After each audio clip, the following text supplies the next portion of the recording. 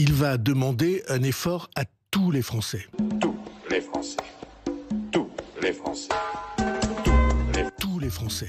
Tous les Français. Tous les Français. Tous les Français. Tous les Français. C'est vraiment ce que l'on retient de l'intervention de François Bayrou, le chef du gouvernement, hier avec Apolline de Malherbe. C'est-à-dire que tous les Français allaient devoir, je ne sais pas comment, se serrer la ceinture de diverses manières, mais il tient le langage de vérité en attendant de donner ses mesures début juillet, le Premier ministre. Oui, un langage de vérité, c'est de dire qu'un pays comme le nôtre ne devrait pas dépenser plus que la croissance des recettes. Et lui, c'est une orientation élémentaire de bon sens. On est dans un pays qui est en situation de surendettement. La France est un pays qui produit moins que ses voisins. Tous les mois, on dépense 10% de plus que ce qu'il rentre dans les caisses. C'est donc une situation insupportable qui ne peut plus durer. Nous continuons de moins produire. Et donc, pour François Bayrou, c'est le moment de vérité. Il faut trouver 40 milliards d'euros d'économie. Alors, le problème, c'est qu'hier, il n'a pas donné la moindre piste. Bon, c'est un peu la limite sur plus d'1h20 de prestations. Néanmoins, est-ce qu'on a le nouveau Churchill ou la nouvelle Thatcher? Est-ce que François Bayrou est courageux?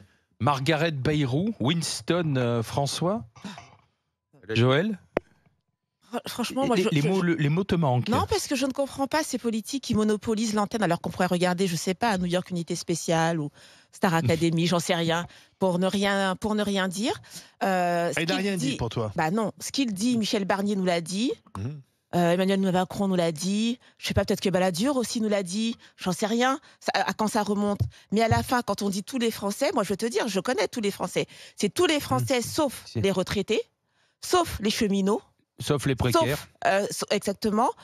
Sauf ceux qui vont manifester demain parce qu'ils ne veulent pas être dans cette réforme. Sauf l'État. Donc tous les Français, sauf ceux qui ne payent absolument pas d'impôts. Donc en fait, tous les Français, ça va devenir toujours les mêmes. Sur qui on va taper, qu'on va ponctionner, et ça n'a rien de courageux. Je te dis que ce ministre, ou même un autre d'ailleurs, ne va absolument pas toucher aux catégories qui d'habitude justement se soulèvent. Alors il y a les privilégiés, comme je dis, les retraités, surtout pas eux, alors surtout pas les retraités. Les cheminots, si tu les touches, demain ils te font grève, on leur enlève la réforme de la retraite. Là il y avait les taxis, ce sera jamais tous les Français. En tout cas, on n'est pas. Celui qui fait ça n'est pas encore né, ou alors il est né, mais il n'est pas au pouvoir. Donc ce ne sera pas François Bayrou. Ce ne sera pas François Bayrou. Ça, c'est certain. On attend les mesures, mais je peux t'assurer que ce ne sera pas tous les Français. Emmanuel de Villiers? On est bloqué, manifestement, de toutes parts. Vous êtes très forts, vous les journalistes, pour faire venir des politiques qui n'ont rien à dire. Ah mais vraiment, je te jure. Et qui font des événements spéciaux comme ça. Parce que ça avait commencé déjà avec Mitterrand, il y avait des grandes émissions spéciales le soir. Alors il faisait des vocalises, il parlait plus lentement. Mais au final, il y avait strictement rien. Et puis alors, quand il parle de TVA sociale, là on sent la démago et l'entourloupe tout de suite, dès qu'il y a social. Parce que social, ça veut dire arnaque, ça veut dire effectivement que c'est toujours les mêmes qui vont payer. On déplace le problème. Et si on fait cette TVA sociale, qui est peut-être d'ailleurs la moins mauvaise solution dans ce blocage total, qui ne fera pas d'ailleurs forcément faire des économies, on va se retrouver comme dans l'arrondi au moment du passage du franc à l'euro. On va augmenter la TVA d'un point et demi, mais au final, ça sera 5% de plus parce que tout le monde va en profiter pour s'engouffrer là-dedans. Donc c'est ce qu'on appelle la spirale à la vie chère. Non, il faudrait taper dans le social, taper dans le monolithe des dépenses sociales. Il y a énormément d'abus, tout le monde le sait, et on ne pourra pas éviter de réduire la sécurité sociale, de prendre des mesures draconiennes avant qu'il ne soit trop tard. Oui, mais si tout le monde le sait, pourquoi on ne le fait pas? Peut-être parce que c'est pas si simple, parce que les Français, ils sont aussi très ambigus. Les Français, ils sont d'accord pour faire des efforts, mais il faut quand même que le voisin commence à faire des efforts avant lui. Et puis surtout, dès que ça le touche, il descend dans la rue. C'est d'ailleurs normal pour défendre ses acquis. On peut pas reprocher à Bayrou de dire les choses, puisque c'est le premier qui les a dit en 2012. C'est vrai. Il est assez constant là-dessus, sur la dette. Mais en fait, depuis le temps qu'il est Premier ministre, il continue à les dire. Il n'a rien résolu. Enfin, moi, je l'ai écouté en longueur chez Apolline hier. J'étais dans mon tracteur, j'ai écouté en longueur. Il nous parle quand même, le constat est bon. Il nous dit qu'on ne peut pas continuer d'augmenter les prélèvements, qu'on ne peut pas continuer d'alimenter la caisse sans regarder comment on vide la caisse. Sauf que le seul truc qui fuite, C'est l'augmentation de TVA. Bah quoi. oui, c'est ça que C'est exactement l'inverse de ce qu'il vient d'annoncer, quoi. Et à un moment donné, quand Alain le compare à Churchill, il faut en trouver un autre. Hein. C'est pas Churchill. Hein. C'est pas le syndrome du courage. C'est plutôt Daladier qui aux accords de Munich se planquait, quoi. Hein. Enfin, je suis désolé. Faire le bon constat. Et la seule solution que tu proposes est l'inverse du constat que tu viens de faire, c'est se foutre de la gueule des gens. On la connaît, sa seule motivation, c'est d'arriver à durer malgré les motions de censure qui vont commencer à pleuvoir. Et la TVA sociale, ça peut être un impôt pour tous, mais tant qu'on ne s'attaquera pas à la redistribution, c'est pareil que le sujet d'avant, hein. Oui. Tant qu'on ne s'attaquera pas à ceux qui bénéficient du truc, je lisais l'autre jour le rapport de la Cour des comptes. Ouais. Sur les comment ça s'appelle, les non-droits, enfin non, les non-ayants droit qui touchent la CAF. Ça représente 10% de ce que touche la CAF. Tout le monde le sait. C'est quand même la Cour des comptes qui fait un rapport. Aujourd'hui, ils disent il y a des gens qui n'ont pas droit à la CAF qui la touchent parce que soit c'est des fraudeurs, soit parce que les agents de la CAF le savent et ils s'en contrefoutent. Ils cliquent sur le bouton quand même. Et si on donne par erreur des avantages sociaux ou fiscaux à quelqu'un, on va jamais les rechercher, quoi. Et à un moment donné, ça, c'est sur la place publique. On attend du Premier ministre qui règle ces problèmes-là, qui règle ces problèmes-là.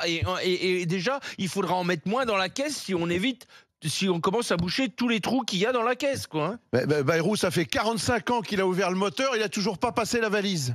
C'est Olivier qui va en parler avec nous. Bonjour Olivier. Bonjour Alain, bonjour à tous. Technicien à Béziers. Est-ce que c'est le langage de vérité, le courage de François Bayrou ou pas ? Mais pas du tout. Quand je vous ai entendu dire tout à l'heure que François Bayrou était peut-être l'homme de la situation, alors je vous remercie pas Alain, j'ai failli faire un malaise. Hein. Non mais alors plus sérieusement... Au bout d'un moment, on a le FMI sur le dos qui prévient la France, si vous augmentez encore les impôts, le pays va partir en faillite. La solution, c'est la baisse des dépenses de l'État. Au bout d'un moment, s'il veut être courageux, il tape vraiment dans les dépenses à coups de tronçonneuse. Il diminue les impôts parce que si vous écoutez les économistes vraiment qui sont pas à la botte du gouvernement, ils disent tous diminuer les impôts, redonner du pouvoir d'achat, comme ça les personnes vont consommer, ça va relancer l'économie. Enfin, honnêtement, ils apprennent ça en première année d'économie. Donc lui, en fait, il veut nous rajouter une TVA sociale. Moi, je suis désolé, hein, le pays le plus taxé au monde, je pense que je paye déjà bien assez. Non mais voilà, c'est déjà redistribué. Sauf si la TVA, si on augmente la TVA, il faut compenser par une baisse des charges, des cotisations. Et ça, c'est jouable. Mais ça ne fait pas d'économie. Hein. Bah oui, c'est un transfert de charges. Ça, c'est que tu ne résous pas les problèmes budgétaires. Oui, mais ça permet de faire reposer les impôts plus sur la consommation que sur le travail. En général, le problème, c'est que tout notre système social repose sur le travail. Est-ce que derrière ça, tu vas prendre des mesures nets qui sont très Olivier, faibles. Il y a la fin de la proposition. Est-ce que derrière ça, quand tu as créé la TVA sociale, tu es capable de prendre des mesures qui rapprochent le brut du net? Bah oui, Est-ce que tu vas le faire? Non, ils ne vont pas le faire. Ah bah si, parce que sinon là c'est une arnaque. Non, il faut que ça soit une opération blanche. C'est ce qu'ils sont en train de prévoir. Oui. Mais non, parce qu'ils vont pas le faire. Olivier, tout à l'heure je disais, est-ce que c'est l'homme de la situation, tout du moins dans le constat. Oui, après, j'ai compris. Alors. Voilà, et ça faisait rigoler Joël qui disait tous les Français devront faire un effort et puis après tout le monde refusera de faire des efforts. Mais aujourd'hui, est-ce que vous pensez que le pays est prêt à faire ses efforts, à se serrer la ceinture, à ce qu'il y ait moins de distribution sociale ou pas, Olivier ? Alors, moins de distribution sociale, je pense qu'il y a beaucoup de personnes qui sont pour, principalement celles qui contribuent justement à cette redistribution. Maintenant, moi, ce qui me fait peur, c'est qu'avec cette TVA sociale, il n'y a qu'à voir, hein, je veux dire, tout ce qui a été, on va dire, imposé de façon en transition pour résoudre certains problèmes, c'est devenu des impôts constants. Il n'y a qu'à voir la CSG, la CRDS, la TVA qui initialement était plus petite. Bon, maintenant, on connaît les taux de TVA. Cette TVA sociale qui, quoi qu'il en soit, parce qu'ils ne savent penser qu'à ça, c'est mettre des impôts, augmenter les impôts, ça va augmenter au fur et à mesure, ça repartira jamais. Et c'est pas pour autant que ça aura réglé le problème de fond, qui est les dépenses de l'État. Donc moi, clairement, je pense qu'il y a des personnes qui sont prêtes à faire des efforts, à réfléchir pour avoir un État plus qualitatif sur les services qu'il rend à son peuple qui paye les impôts. Je pense notamment à toutes les entreprises et tous les salariés qui travaillent. C'est eux la richesse du pays, hein, et c'est eux qui se font saigner à blanc depuis des années et qui, en retour, que ce soit sécurité, éducation, santé, on est totalement à la ramasse. Olivier, le problème dans la déclaration de Bayrou, je trouve, c'est que, certes, sur ce qu'il dit, le constat est assez juste, enfin, on peut difficilement le nier. Néanmoins, il aurait dû donner une piste d'économie, c'est-à-dire qu'il aurait dû montrer l'exemple. En disant, voilà, je vais pas attendre... dans le train de vie de l'État. Je vais pas attendre juillet, je décide, par exemple, de supprimer telle agence de l'État. Le CES. Il y a 1200 agences de l'État. Voilà, vous voyez, regardez, je veux prouver ma bonne foi. Et je supprime telle agence. Et là, on aurait dit, ah ouais, quand même, c'est courageux. L'acceptation des Français est plus la même derrière. Il aurait dû venir en tant que haut commissaire au plan lorsqu'il a pris son poste de Premier ministre, avec la liste des suppressions, soit d'agences, de diminution de fonctionnaires. Ça, on le sait depuis longtemps. On a des rapports de la Cour des comptes. Il était haut commissaire au plan. Il aurait dû nous dire, on a besoin de faire des économies. L'État va devoir couper dans ses dépenses.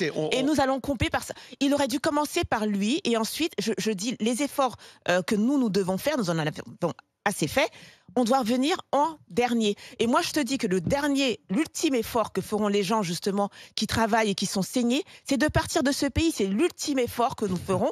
Il n'y aura pas d'autre effort de plus. Je ne paierai pas une TVA sociale. C'est hors de question parce que la TVA sociale, c'est pour entretenir notre système social. Et ce système social-là, on sait qu'il est à l'agonie. Donc, pourquoi faire un impôt sur ça ?